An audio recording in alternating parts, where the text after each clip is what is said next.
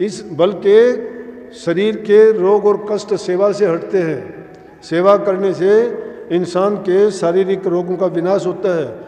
नाम के सुमरण से मानसिक रोगों का इलाज होता है। आप सभी को प्यार भरी राधा स्वामी जी। देखिए, जो आज का सत्संग का विषय है उसमें महाराज जी ने बताया कि अगर हमें कोई भी बड़ी से बड़ी बीमारी है, रोग है, कष्ट है, तो उसके लिए हमें नाम का सुमिरन करना चाहिए, हमें सेवा करनी चाहिए, क्योंकि सेवा से हमें भाव मिलते हैं, सेवा से ही भगवान खुश होते हैं और सेवा से ही भगवान हमारे जीवन में जो भी संकट है, कष्ट है, उनको काट देते हैं।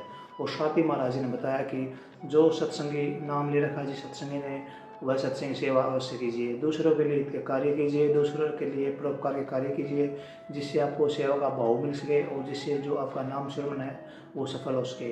और साथ ही महाराज ने बहुत प्यारी प्यारी बातें सत्संग बताई है। तो चलिए, आपका कीमती समय लेते हुए सत्संग को शुरू करते हैं।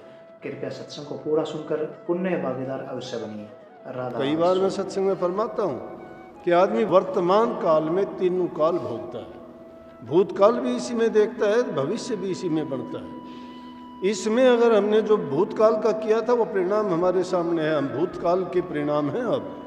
और भविष्य को भी हम देख सकते हैं वर्तमान काल में कि आज अगर अच्छा नहीं करते तो हमारा परिणाम अच्छा नहीं हो सकता। लेकिन आज अगर हम वक्त रहते हुए अच्छे काम करेंगे, भक्ति करेंगे, दान पुण्य के काम करेंगे, परहित के काम करेंगे, दुखी दीन की सहायता मदद करेंगे, तो निश्चित रूप से हमारी अगर मुक्ति भी नहीं होती तो इंसान का चोला ज़रूर मिलेगा और वो भी बहुत अच्छा मिलेगा। अगर इंसान का चोला भी नहीं मिला तो दूसरी योनि में भी मिलेगा, तो भी उसमें सब सुख सुविधा और आराम मिलेंगे, क्योंकि हमने वो काम किए हैं कि जिसके कारण हमें उसका अच्छा परिणाम मिले। बात चली थी मलुकदास जी की, जब उसको देखा तो एक बार ऐसा हुआ, मालिक की रजा होती है, बारिश नहीं हुई, लोग इकट्ठे होके गए, कहने लगे महापुरुषों हम बहुत दुखी हैं, किसान लोग हैं, खेती सूखी जा रही है, पानी कहीं रहा नहीं, बरसात हुई नहीं, आप कर्म योगी हो, आप संत हो, आपके हाथ में है कि आप अगर चाहो तो बारिश हो जाए। अब इस उलझन में पड़ गए कि एक तरफ तो मालिक का हुक्म यह है कि जिसकी रजा ये है कि वो बरसात नहीं करना चाहता, अगर उसके लिए मैं ये करूं तो गलत है, क्योंकि संत कभी अपने लिए या दूसरे के लिए मांगते नहीं हैं। कभी जो हमें ज़रूरत होती है देने वाला खुद जब देता है तो उसको मांग के लेने से क्या मिलेगा। अगर मांग के लेते हैं तो हम खुदा के नियम को तोड़ते हैं, उसके नियम में अगर बाधा बनते हैं और नियम में किसी प्रकार की रुकावट पैदा करते हैं तो हम गुरुमुख नहीं हुए, गुरु भक्त नहीं हुए, सच्चे नहीं हुए, फिर तो हमारी चाह उठने शुरू होगी हमारे मन में। तो मलुकदास जी ने सोचा कि बात तो गलत है, लेकिन कहने लगे अच्छा ठीक है, कल को आप सब लोग आ जाना और मैं भी आपके साथ चलूँगा और किसी खुले मैदान में जाके प्रार्थना करेंगे। लेकिन क्या हुआ, वो जब वहाँ से अगले दिन आए सब लोग, सब मिले, बाहर जाके इकट्ठे हुए और उसकी इंद्रदेव की पूजा और इबादत करने के लिए कहने लगे, प्रार्थना करनी। पीछे से उनका एक बहुत ऊंचा अच्छा शिष्य था जो करनी वाला था, बड़ा नाम जपता था।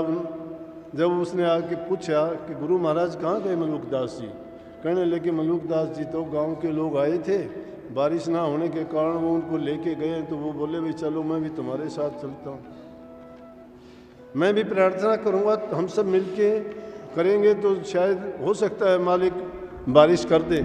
सब वहीं गए हैं और मलुकदास जी भी उनके साथ गए हैं। लालदास नाम था उसका, बहुत क्रोधित हुआ, बड़ा गुस्सा आया उसको। हमें अपना विवेक खोना नहीं चाहिए। मैंने कहा था ना कि विपरीत हालत में भी जो संयम रखता है, धैर्य रखता है, तो उसका परिणाम अच्छा निकलता है।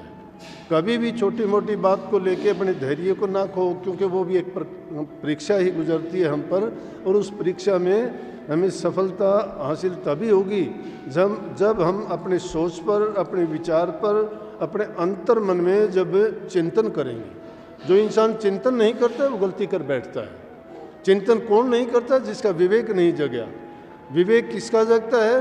जो गुरु के अधीन होकर, इसलिए गुरु भक्ति को मुख्य करके माना। एक लड़का 2-3 रोज़ पहले जब बैठे हुए थे, शब्द गाया, तो शब्द मेरा ही बनाया हुआ था। उसमें मैंने कहा था कि राधा स्वामी जिंदा मत है, बाकी सब झूठी बक बक है।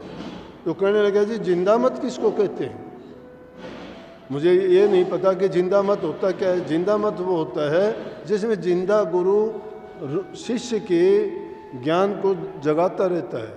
अब कोई किताबी ज्ञान से, पुस्तकी ज्ञान से, गए बीते हुए समय के महापुरुषों से महाराज जी कहता है कि मेरा फलां गुरु था, मेरा वो गुरु था, मैं उसको मानता हूँ, मैं उसको पूजता हूँ। बहुत मत चले हुए हैं ऐसे संसार में, तो वो तो मुर्दा मत है। अगर उनमें सवाल उठता है तो किससे सवाल पूछेंगे वो? अगर उनका जवाब कौन देगा? और उस हालात में और इस हालात में अंतर बहुत है। अब के हालात के अनुसार अब ना तो जीव की वो उम्र है, ना जीव में उतनी ताकत है, ना जीव उतनी करनी कर सकता है। अब करनी करने का भी तरीका बदल गया, टाइम का भी तरीका बदल गया। बीते समय में शब्द की कमाई करने वाले जो नीचे से नीचे रूहानी दर्जे थे वहाँ से अभ्यास शुरू करते थे, लेकिन संतों ने शब्द की कमाई 6 दर्जे छुटवा के 7वें दर्जे से शुरू करवा दी, क्योंकि इंसान की उम्र उतनी ज़्यादा नहीं रही है ये वो कर सके। लेकिन जब उन्होंने लालदास ने सुना, क्रोधित हो गया। गुरुमुख था, उसको गुस्सा आया, क्योंकि गुरुमुख गुरु को ही सब कुछ मानता है। उसने कहने लगा, हाथ में उसने लठ उठाया और कहने लगा कि इंद्र की ये हिम्मत कि वो बरसात नहीं करता, और उसको बरसात करवाने के लिए मेरे गुरु को उससे मांग करनी पड़ेगी, प्रार्थना करनी पड़ती है। तो जब उसने सोचा तो इंद्र भी उससे घबरा गया। नाम में ताकत बहुत है, लेकिन वो ताकत को परखना कैसे चाहते हो? झूठ से तो परखी नहीं जाती, करनी करते नहीं हो। जवानी जमा खर्च में वर्णात्मक नाम आपने ले जरूर लिया, पता भी लग गया ये नाम ये है, लेकिन नाम की कमाई नहीं करते तो उसका परिणाम क्या निकलेगा? क्या देगा वो नाम आपको? नाम का महत्व तो जानना चाहते हो तो नाम में तो इतनी ताकत है कि वो तो मैं कहता हूँ कि जो चाहे वो तहस नहस कर सकता है। लेकिन संत ऐसा नहीं करते, कम बुद्धि वाले लोग ऐसा करते हैं। वो लालदास ने जो किया तो उसने क्या किया, उसी टाइम इंद्र ने डरते हुए बारिश शुरू कर दी। वो मैदान तक भी नहीं पहुंचे थे। उन्होंने कहा जी बारिश तो होगी। जब वो बोले चलो वापस आए तो उसमें देखा वो जब भी बड़े गुस्से में और क्रोध में था, तो मलुकदास ने उनको कहा कि आपको ऐसा नहीं करना चाहिए था, ये मालिक की रजा नहीं है। क्योंकि उसको जब सबकी चिंता है, वो पत्थर में कीड़ों को भी देता है, वो कीड़ी को कण देता है, हाथी को मण देता है, सब जीवों को। जो उसका काम था उसके काम में दखल देना हमारा काम नहीं है, तूने गलत किया है। जब ये इनको मंजूर नहीं था तो जो मालिक को मंजूर हो वही करना चाहिए। लेकिन अच्छा काम करने में आदमी को कभी पीछे कदम नहीं हटाना चाहिए। अच्छा करने की एक बार जब आदत डालोगे तो आप कभी भी बुरे रास्ते पे जाने के लिए अपने मन को या अपने आप को कभी राजी नहीं कर पाओगे। बात तो बड़ी कठिन है, चलना भी बड़ा कठिन है, क्योंकि जिनमें हम रहते हैं उनमें बहुतायत संसारी लोगों की है। और संसारी लोगों का ये है कि वो गुरु से, धर्म से, सच्चाई से बेमुख हैं। वो उनको संसारी पदार्थ ही अच्छे लगते हैं, लेकिन उनका परिणाम अगर देखोगे तो हमेशा अच्छा नहीं निकलता। जो बुरे वक्त में भी अच्छा रहना सीख जाता है तो अच्छा आता है, तब भी उसको इस बात का कभी अभिमान नहीं होता कि मेरे साथ ये हुआ है, ये नहीं हुआ है। दोनों हालात में जो सम रहता है, ज़्यादा अच्छे को अच्छा नहीं मानता, बुरे को बुरा नहीं मानता, हर चीज़ में मालिक की मौज मर्जी और उनकी ये मानता है कि उनकी रज़ा है, उस रज़ा में राज़ी रहना जो सीख जाता है उसको कभी सुख दुख से कोई लेना देना नहीं होता। तो मैं कहता हूँ कि आप लोग सेवादारों के नाम से सेवक कहलाते हो और आपसे ये अपेक्षा की जाती है कि आप हर प्रकार से अच्छा करोगे। किसी के रास्ते में किसी प्रकार की बाधा बनना हमारा काम नहीं है। हमें ओहदा नहीं मिला सेवक का। मैं कहता हूँ, आज भी कहता हूँ, मैं कभी गुरु बना ही नहीं। मैं तो सेवक पैदा होया था, सेवा की थी, अब भी सेवा करता हूँ। ना मैं गुरु बनूँ, ना मैं बनना चाहता। गुरु बनना बड़ा कठिन है, लेकिन इंसान अगर सेवक बन जाए तो बहुत ऊंची बात है। सेवक जो बन जाता है उसको कभी अभिमान नहीं होता। गुरु जो बन जाता है उसको गुरुओं की हालात जान दो, लेकिन वो सच्चे गुरु अगर हों तो उनकी तो बात अलग है। झूठे गुरु बन जाते हैं, मान बढ़ाई के लिए उसको एक ऊंचा पद मान लेते हैं, राजा जैसी पदवी मान के बैठ जाते हैं, दूरी बना लेते हैं, आम लोगों से मिलते जुलते बात नहीं करते हैं, तो बेचारे उस गुरु का क्या करेंगे? घरों में उसकी फ़ोटो लगा के, मूर्ति लगा के उसकी पूजा करें? फिर तो संसारी लोग अच्छे हैं कि कम से कम उनको ये तो नहीं है कि उनको रोज़ाना भागना पड़े या उनको और दूसरी तकलीफ़ उठानी पड़े, जब उनको ये बताने वाला नहीं है कोई भी। इसलिए वो मुर्दामत है कि तुम सेवा करो, प्रेम करो। भक्ति में कौन सी चीज़ बाद आए हैं? समय समय पर जब सत्संगों के आयोजन होते हैं, उसमें जो ज्ञान, जो उपदेश, जो शिक्षा आपको दी जाती है, उसको अगर सुन के आप अपने जीवन में उतार लेते हो, चाहे 4 बात भी क्यों ना अपना लो, पूरी ज़िंदगी सफल नहीं हो तो मुझे आके कह देना। परंतु हम क्या करते हैं कि हम तो थोड़े टाइम में बदलते हुए देर नहीं लगती। यहाँ तो दिखाते हैं कि सत्संगी हैं, घरों में जाके हमारे हालात बदल जाते हैं। यहाँ सोचते हैं कि आज से ऐसा शुरू करेंगे, लेकिन वहाँ जाके हम नहीं कर पाते। और जो सेवा ज़रूरी नहीं कि यहीं आके सेवा करो। अगर आप यहाँ आके सेवक बने हुए तो घरों में से सेवा सीखो।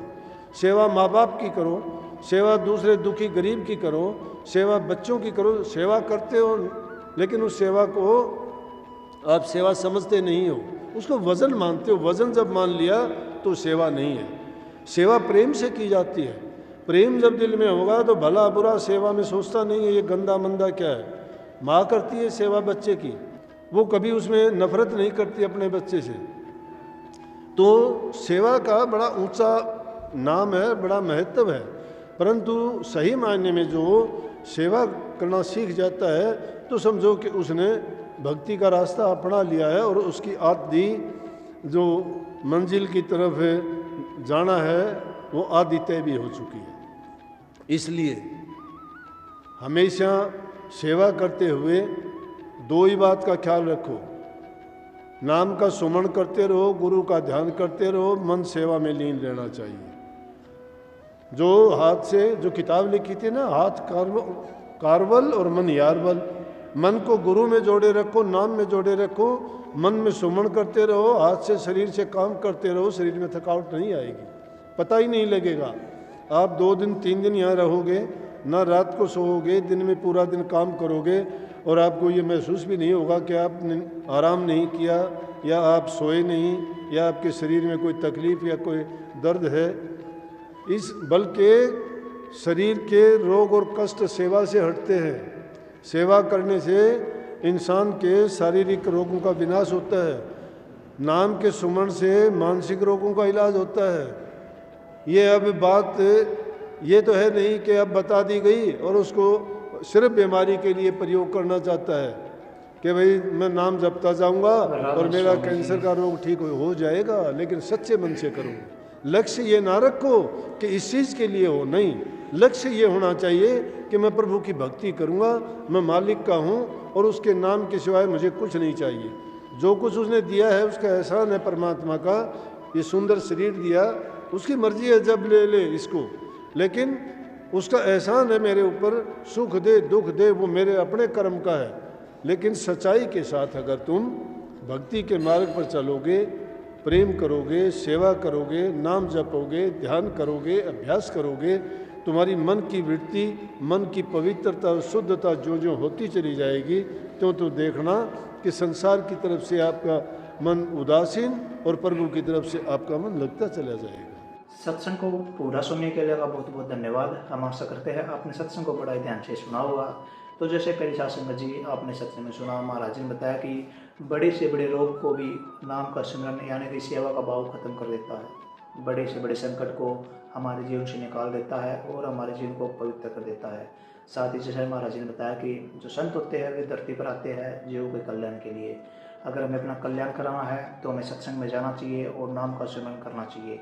जैसे हम नाम का सिमरन करते हैं, जो हमारे मन के बुरे विचार है, बुरे ख्याल है, वे सभी निकल जाते हैं और हमारा मन पवित्र बन जाता है। और अगर हम पवित्र मन से नाम का सिमरन करेंगे तो हमारा जीवन सफल बन जाएगा। तो कृपया गुरु महाराज जी की इन बातों को आप अपने जीवन में अवश्य उतारिए और अपने जीवन को सार्थक अवश्य बनाइए। और साथ ही अगर आपको सत्संग अच्छा लगा तो कमेंट बॉक्स में राधा स्वामी लिखकर पुण्य भागीदार अवश्य बनिए। मिलते जल्दी एक नए और बहुत ही प्यारे प्रवचनों के साथ। तब तक के लिए आप हमें दीजिए राधा स्वामी।